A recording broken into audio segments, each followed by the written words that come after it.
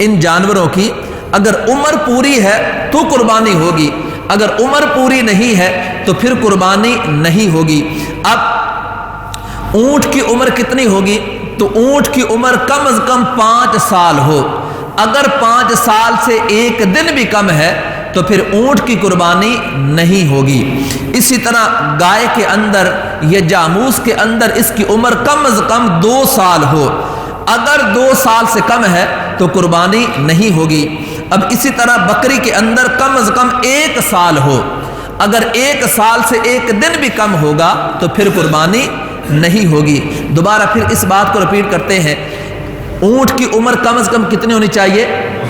5 سال، اگر 5 سال سے 1 دن بھی کم ہے تو قربانی نہیں ہوگی۔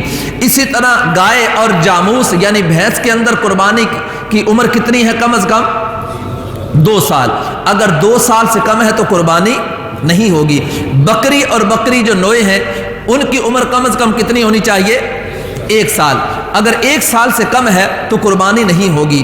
اب یہاں پر یہ بھی سنتے جائیں کہ یہ جو عمروں کے بارے میں بیان کیا گیا، یہ بھی باقاعدہ احادیث کریمہ کے اندر اس کا ذکر ہے۔ صحیح مسلم کی روایت ہے، حضرت جابر رضی اللہ تعالی عنہ احادیث کریمہ کے راوی ہیں، آپ بیان فرماتے ہیں رسول کریم صاحب خلق عظیم، بے کسوں کے کس، بے سہاروں کے سہارا، دکھیا دلوں کے چین، رحمت کونین، محبوب دارین صلی اللہ تعالی علیہ وآلہ وسلم نے ارشاد فرمایا صرف مسنہ جانور کی قربانی کرو۔ یہ حدیث کے الفاظ ہیں کہ صرف مسنہ جانور کی قربانی کرو، لہذا مسنہ کے علاوہ جانور کی قربانی نہ کرو۔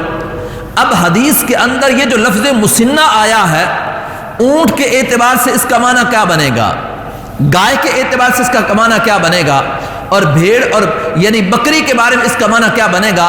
تو جب لغت کی کتابوں میں دیکھیں گے تو مسنہ، جو میں پہلے عرض کر چکا کہ لغوی اعتبار سے جاموس کو بکر کے ساتھ داخل کیا گیا، تو پھر جب احادیث کریمہ میں الفاظ آتے ہیں تو پھر عربی لغت کے اعتبار سے اس کا معنی بیان کیا جاتا ہے۔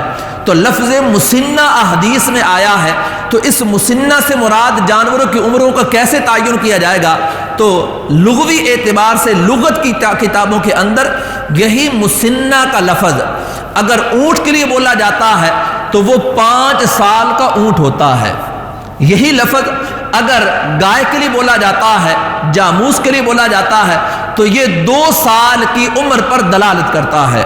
اگر یہی مسنہ کا لفظ بکری کے لیے بولا جائے تو پھر 1 سال کی بکری پر دلالت کرتا ہے۔ ہاں، اسی حدیث کریمہ کے اندر نبی پاک علیہ الصلوۃ والسلام نے فرمایا کہ صرف مسنہ کی قربانی کرو، یعنی بکری 1 سال کی، گائے جاموس 2 سال کی، اور اسی طرح اونٹ 5 سال کا ہو تو اس کی قربانی کرو۔ ہاں، اگر تم کو دشوار ہو تو 6-7 ماہ کا دمبا یا مینڈا ذبح کر سکتے ہو۔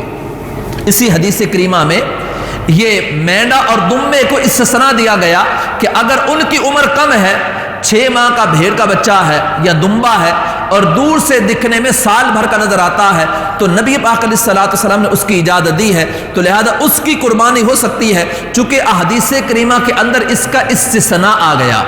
تو جب اس کا استثناء آ گیا تو اس کی قربانی جائز ہے۔ ہاں، البتہ باقی جو جانور ہیں ان کو عمروں کے بارے میں بیان کیا گیا کہ صرف مسنہ کی قربانی کرو، صرف مسنہ جانور کی قربانی کرو، اور یہی لفظ جب اونٹ کے لیے بولا جاتا ہے تو اس کی عمر کتنی بنتی ہے؟ 5 سال۔ اگر جاموس اور بکر یعنی گائے اور یہ کٹے کے لیے بولا جائے تو عمر کتنی بنتی ہے؟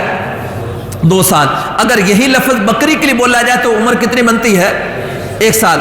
اور حدیث کریمہ کے اندر چونکہ دمبے کو اور بھیڑ کو استثناء حاصل ہے تو لہذا نبی پاک علیہ الصلوۃ والسلام نے جو اس کی اجازت دی ہے کہ اگر 6 ماہ کا یا 7 ماہ کا بھیڑ یا دمبے کا بچہ ہے لیکن دور سے دکھنے میں سال بھر کا نظر آتا ہے تو اس کی قربانی بھی کی جا سکتی ہے۔